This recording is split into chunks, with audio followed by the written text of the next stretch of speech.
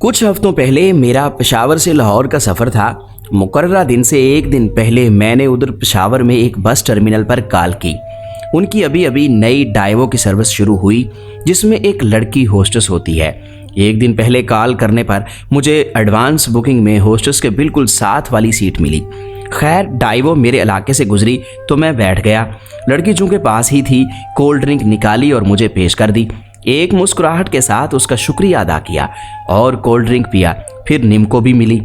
जब मोटरवे पर आए तो उसने केक और जूसेस पेश किए। जब होस्टेस फारिग हो गई और मेरे साथ आकर बैठी, मैंने उसके चेहरे पर गौर किया तो मुझे लगा कि उसकी अभी उम्र ही बहुत कम है।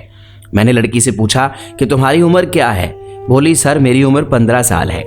जब मुझे उसकी उम्र का पता चला तो मुझे एक झटका लगा कि इतनी कम उम्र में मुलाजमत। तनख्वाह पूछी तो बताया कि 20,000 है। मैंने पूछा कि तुमको कितना अरसा हुआ मुलाजमत करते हुए? बोली कि ये मेरा अभी पहला महीना है और ये सर्विस भी अभी ही शुरू हुई है। मैंने पूछा कि मुलाजमत करने की कोई ख़ास वजह? वो बोली कि अब्बू फौत हो गए हैं और घर के हालात ठीक नहीं हैं, जिसकी वजह से मुलाजमत कर रही हूँ। और तालीम पूछने पर पता चला कि अभी मैट्रिक का रिजल्ट भी नहीं आया और घर के हालात अच्छे ना होने की वजह से पढ़ाई छोड़ दी है।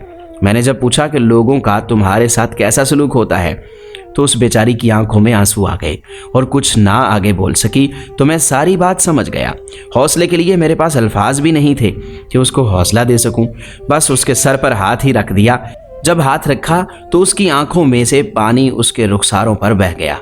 आप सब भाइयों को बता दूं कि गाड़ियों में मौजूद होस्टेस भी हमारी बहन और बेटी होती है। किसी लड़की को शौक नहीं होता कि वो मुलाजमत करे। मजबूरियां इंसान को बहुत कुछ करवा देती हैं।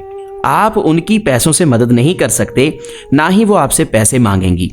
कम से कम आप उनकी इज्जत तो कीजिए, उनसे एहतराम से पेश आया करें। ये गरीबों की बेटियां होती हैं।